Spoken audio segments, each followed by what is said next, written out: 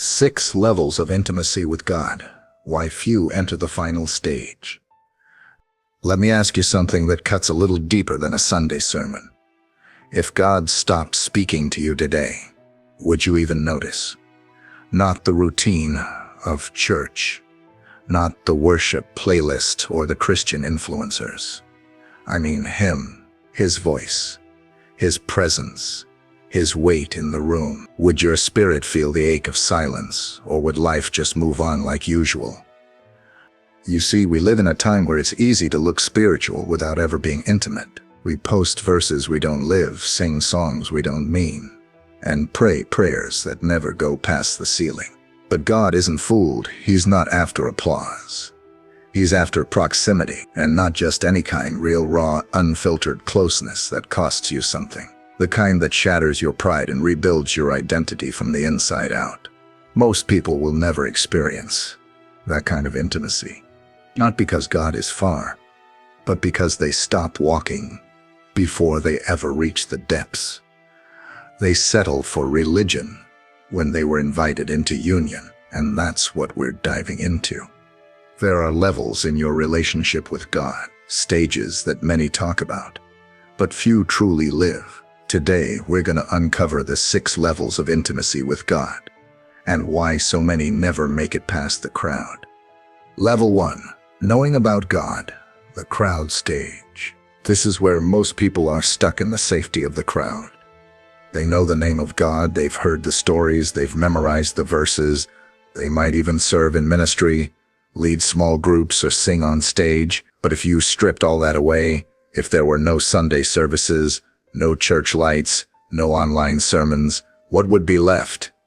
Would there still be a relationship with God, or just a routine that looks like one? Knowing about God is not the same as knowing Him. And this is the danger. You can be close to the things of God and still be far from God Himself. The crowds followed Jesus everywhere. They were amazed by His miracles. They hung on to His words, but when the cross came into view, when the cost of following Him got real, they disappeared. They liked what Jesus did for them. They just didn't want Him. Not truly, not personally. Psalm 103:7 says, He made known His ways to Moses, His acts the children of Israel. The people saw what God did, but Moses knew why He did it. One knew the miracles, the other knew the heart behind them. That's the difference between standing in the crowd and stepping into true intimacy. The crowd stage is comfortable. It doesn't require change. It allows you to appear spiritual without ever surrendering your life. It's proximity without pursuit. You can attend every service, repost every verse, and still not know the one you're talking about, because information is not transformation. And here's what makes this stage so dangerous. It feels enough. It feels like relationship. But feelings can substitute for depth. You can admire a preacher and not know their voice. You can learn about a person and never share their presence. That's how so many treat God. They've built an image of Him based on secondhand stories, but they've never sat with Him in the quiet, never let His presence undo them, never let His truth confront the hidden corners of their soul. This level doesn't require surrender, only attendance. You can sing about Jesus and still walk away unchanged. You can know theology and still have a heart untouched by His love. The crowd knows facts. Friends know presence. So here's the question. Are you still in the crowd? Have you mistaken being around God for being with Him? Because God didn't save you for a religious habit. He saved you for relationship. And until you leave the comfort of the crowd, you'll never taste the depth He created you for. Level 2. Believing in God. The conviction stage. This is the point where it starts to feel real. You've moved beyond just knowing facts about God. Now you believe in Him. You believe He exists. You believe He's the Creator. You believe He's powerful, holy, and worthy. But if you pause and look closer, you'll realize something. Belief alone doesn't equal relationship. Just because you believe God is real doesn't mean you walk with him. James 2:19 says, "You believe that there is one God. Good. Even the demons believe that and shudder." Let that sit for a moment. Demons believe. They don't doubt who God is. They know his authority, they fear his power, but they aren't saved. They aren't surrendered. So if belief alone was enough, then Satan himself would be considered faithful. But he's not, and neither is a heart that believes without obedience. This is where so many get stuck. They say all the right things. I believe in God. I know he's good. But nothing changes. They still live for themselves. They still ignore his voice. They still chase the world. Because their belief never turned into surrender. It was a mental agreement, not a heart-level transformation. You can believe in a doctor and still ignore their diagnosis. You can believe in gravity and still try to jump off a cliff. You can believe Jesus is Lord and still live like you are. That's what makes this stage so subtle. You feel convicted. You start to notice the weight of sin. You start starting deeper questions about life, purpose, and eternity. But conviction without response is just delayed disobedience. This is the danger of cultural Christianity. It teaches you to believe just enough to feel safe, but not enough to be changed. You pray a prayer once, but you never repent. You attend church, but you never surrender. You believe God loves you, but you never love him back with your life. So your faith becomes an accessory, not a foundation, a label, not a lifestyle. But real belief moves you. It interrupts your comfort. It makes you wrestle with the parts of yourself you'd rather keep hidden. It forces you to choose between what feels good and what is holy. And it doesn't stop at belief. It pushes you into action. Jesus didn't call people to believe in him and then stay the same. He said, "Follow me." That's a call to move, to leave something behind, to walk a new path. So if your belief hasn't changed your behavior, then it's time to ask if it's really faith or just fantasy. God never called you to believe from a distance. He called you to come close, to lay your life down, to be born again, and that can't happen. If you're still trying to keep control, conviction is a gift. It's the Spirit tapping on your heart saying, "There's more than this." But if you ignore the tap long enough, your heart goes numb. So let this stage wake you up. Believing in God is not the finish line. It's the starting point. The real question is, has your belief led you to obedience? Or are you still standing at the edge, afraid to follow where he leads? Because belief may open the door, but only surrender lets you walk through it. Level 3. Experiencing God, the encounter stage. This is where everything shifts. You've heard about him.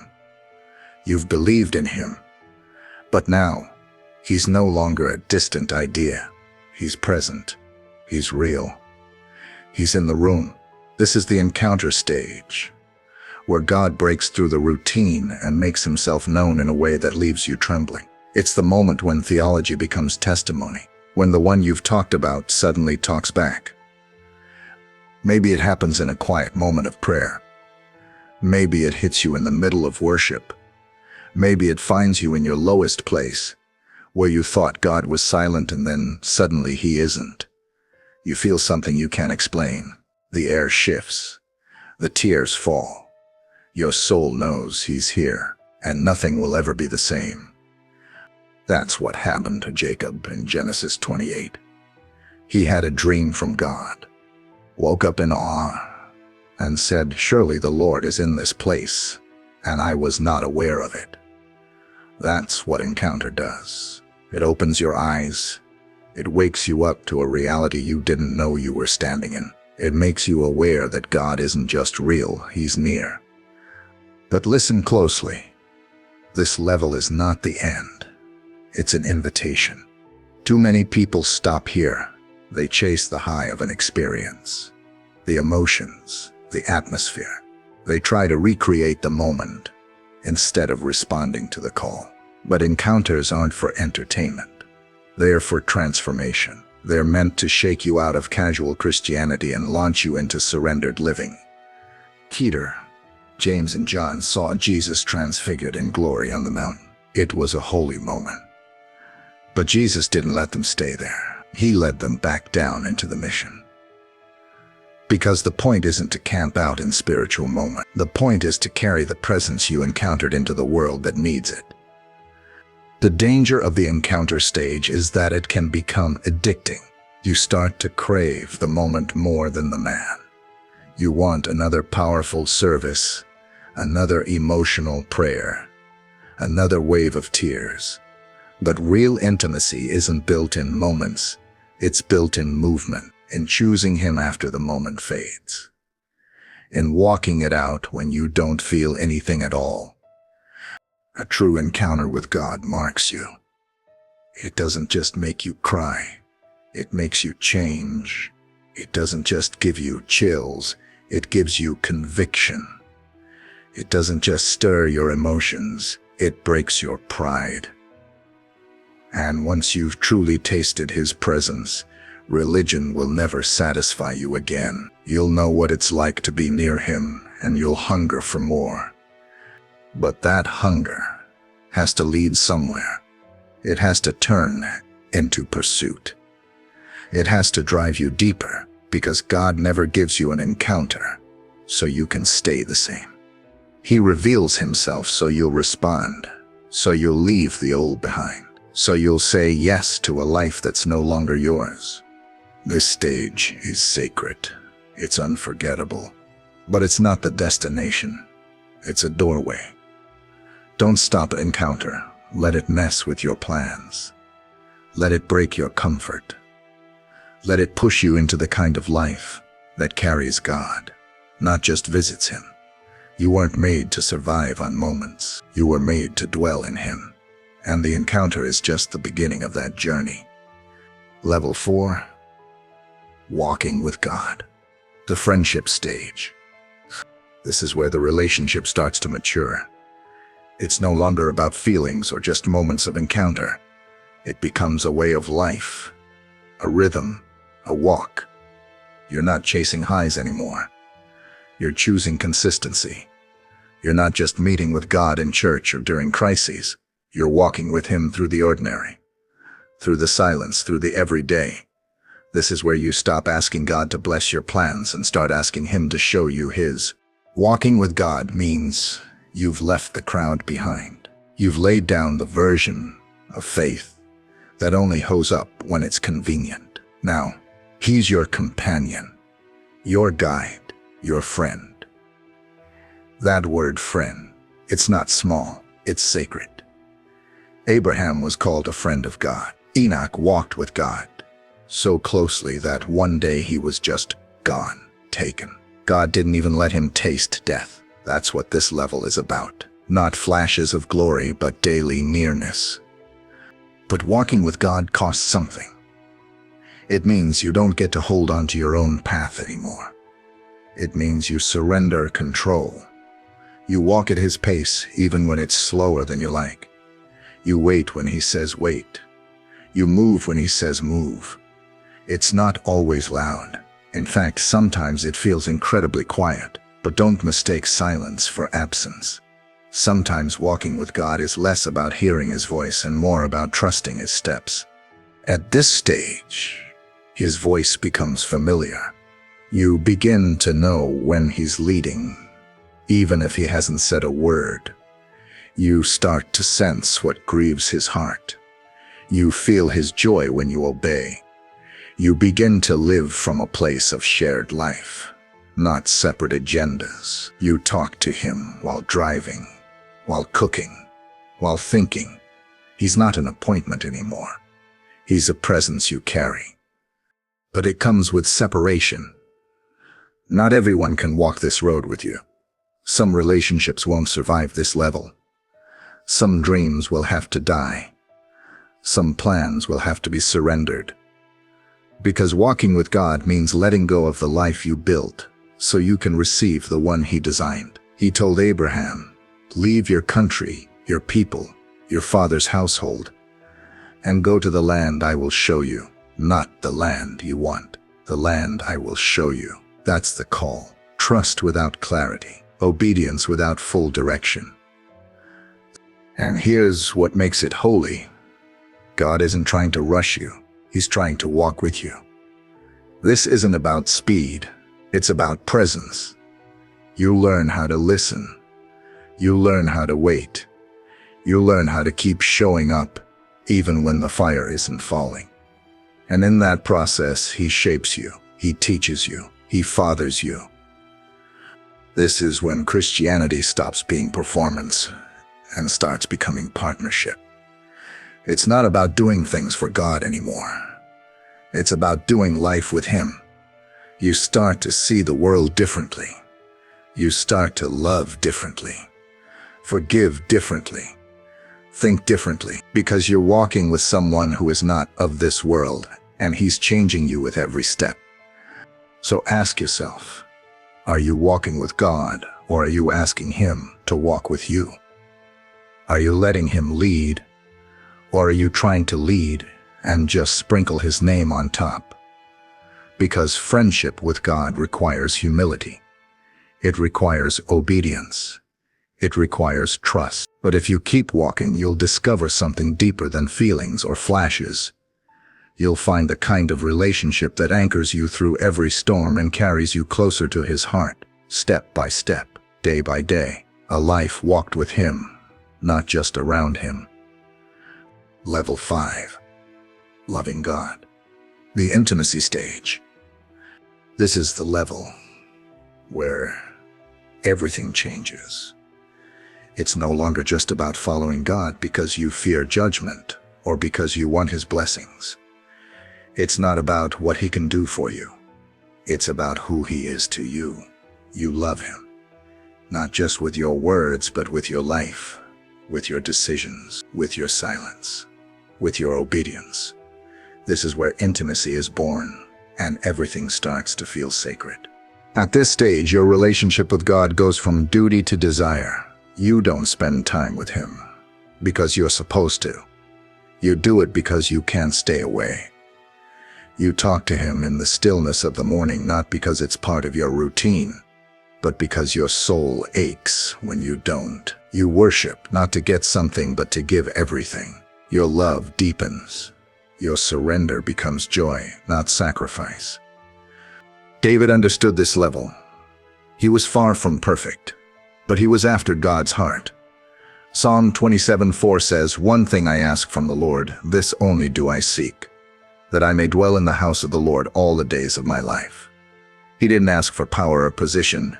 He asked for presence. That's what intimacy does. It reorders your desires. It makes you crave what the world forgets. At this point, the question is no longer how close can I get to sin and still be saved. Now you ask, what else can I surrender so I can be closer to Him? Holiness becomes beautiful. Purity becomes passion. You start to hate what distances you from God, and you begin to lay down things not because you're forced to, but because you love Him too much to hold on to anything that competes for His space in your heart. But love also demands vulnerability. You can't fake your way through this level. You can't impress God with spiritual masks. He sees past your performance. He sees the part of you you've kept hidden from everyone else. And still He stays. Still He whispers, "Let me in there too." That's what love does. It doesn't run when it sees the mess. It draws closer. And in this level, you finally stop hiding. You start letting Him heal what's been buried. You start hearing His voice in the places you were once ashamed to let Him enter. This is the stage where your identity begins to shift. You stop trying to earn His approval and start resting in His affection. You realize you're not a servant trying to do enough. You're a child already loved, already chosen, already home. And that love transforms you from the inside out. Your prayers become less about getting and more about being. Your time with God becomes less scheduled and more constant. He becomes the air in your lungs, the anchor in your storms, the voice you long to hear above all others. You don't need the world to understand it. You just know your heart is finally alive. But this level will cost you your idols, your pride, your reputation. It will call you to forgive what you swore you'd carry forever. It will lead you into the places that scare you, not to harm you, but to make you whole.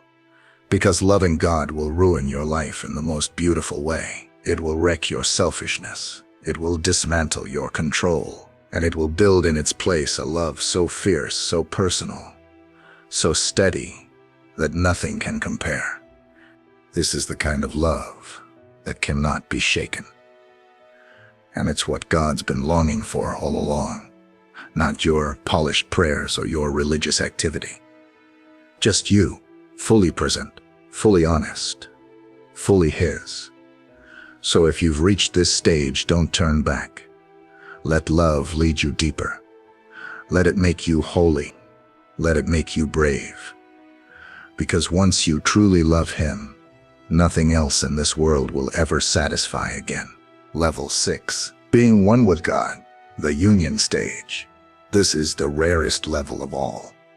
It's the place where you stop living your life for God and start letting God live His life through you.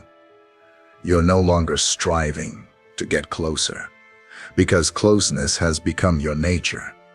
You don't just feel His presence now and then, you carry it. You don't just reflect His heart, you've become one with it. This is union. This is the goal. This is what so few ever reach. Union with God is not about emotion. It's not about spiritual performance or dramatic moments. It's about death, your death, the death of your will, your ego, your name, your dreams, your rights. Galatians 2:20 becomes your reality. I have been crucified with Christ, and I no longer live, but Christ lives in me. This isn't poetry. This is transformation. This is identity rewritten at the deepest level. At this stage, you stop asking God to take parts of you. He has it all. Nothing is withheld. Your time is His. Your money is His. Your future is His. Your pain is His. You don't invite Him in. You step aside and let Him take over. You don't say, God, lead me. You say, God, become me. Be everything in me. Possess me with your Spirit. And it shows. People see you, but they feel Him. They hear your voice, but something deeper pierces their hearts. Not because you're powerful, but because you're gone. You've been emptied so completely that there's nothing left to block the flow of His glory. Your life becomes an altar. Your presence becomes a doorway to His. This level is not crowded. Few make it here. Not because God is hiding it, but because most people aren't willing to give what it costs. It demands everything. It's not about balance anymore. It's about surrender without condition. It's not a partnership, it's a takeover, and most will settle long before they reach this kind of oneness. Content with comfort, content with half obedience, content with good enough. But for the few who go all the way, there is no turning back. No desire to return to a lesser version of faith. No hunger for applause or recognition. Just a burning desire to be so lost in God that nothing else matters. These are the ones who walk into rooms and atmospheres shift. They pray quietly, and heaven moves. They live hidden, but the fruit of their lives shakes nations, because they don't just talk about God, they reveal Him. Jesus prayed for this kind of union in John 17, saying, Father, I pray that they may all be one, just as you are in me and I am in you. That's not metaphor. That's the blueprint. You were created for this, to live in such deep communion with God that His thoughts become your thoughts, His desires your desires, His love your instinctive response to everything. You don't need to ask what would Jesus do because you and him are moving as one. At this level, obedience is instant. Delayed obedience no longer exists. You don't need a sign or confirmation. His whisper is enough. You're so in tune with his heart that even the smallest nudge moves you. He can say go and you run. He can say let it go and it's gone. He can lead you into fire and you walk in, not because you're fearless but because your life isn't yours anymore. This is what it means to be possessed by heaven, to be so filled with him that everything else is empty, to live with a holy fire that doesn't burn out, to carry the kingdom without trying. You don't perform, you don't pretend, you just live, and he is revealed. And yes, this level is painful. It will cost you your comfort, your popularity, your pride, but what you gain cannot be measured. You gain him fully, permanently, eternally. You gain a love that does not shift, a purpose that does not crumble, a life that does not end. So ask yourself, how far are you willing to go? Not just to know God, not just to serve him, but to be one with him, to be ruined for anything less than full surrender, to become a resting place for his glory. Because that's what union is. It's not a moment. It's not a level you visit. It's a life you live. One where Jesus isn't just Savior or Lord. He is your very breath. And when you live like that, the world won't understand it, but heaven will recognize it. You've become one with the one who created you, and nothing else compares. Conclusion. So now you've heard it. The 6 levels of intimacy with God. Not theory, not inspiration, reality. And if you were listening with open ears and an honest heart, something inside you shifted. Something was stirred, because deep down, you know exactly where you are. Maybe you're still in the crowd watching from a distance, surrounded by the things of God, but never actually surrendered. Maybe you believe, but your belief hasn't turned into obedience. Maybe you've had encounters, moments where he felt close, but you stopped there, chasing feelings instead of following his voice. Maybe you're walking, but it's slow, inconsistent, filled with hesitation. Maybe you love him, but there are still parts of you won't give up. Or maybe, just maybe, you started to hunger for union, for the kind of life where there's no longer a line between your will and his. The truth is, most people settle far too soon. They stop climbing the mountain. Because the path gets steep. They cling to a version of faith that feels safe, when they were called into a fire that purifies everything. They want comfort, but God is offering transformation. They want control, but God is calling them to die. The greatest tragedy isn't falling, it's settling. Settling for surface when you were made for depth. Settling for routine when you were invited into relationship. Settling for moments when God was ready to make you his dwelling place. And that's the question. Now, are you satisfied with where you are? Or is there something in you that knows there's more? Because there is. God wants to be known, not just believed in, not just talked about, known, fully, deeply, personally. But he doesn't reveal himself to the casual. He doesn't give himself to the convenient. He comes to those who hunger, those who knock and keep knocking, those who cry out, whatever it costs, I want you. And maybe that's where you are right now. Hungry, tired of shallow, ready to go deeper, ready to be undone. If so, don't ignore that pull. Don't brush it off and go back to business as usual. Let it move you. Let it break you. Let it drive you to your knees. Because you weren't created to just know about God. You were created to walk with him, love him, and become one with him. When your final breath comes, nothing else will matter. Not your success, not your comfort, not your parpron, not even your ministry. Only one thing will matter. Did you know him? And more than that, did he know you? This is the invitation, the calling, the reason you were born. So don't wait, don't coast, don't settle. Go deeper, Whatever it costs, wherever it leads, however long it takes, tell him now. I don't just want to be near you. I want to be one with you. All of me for all of you. No turning back.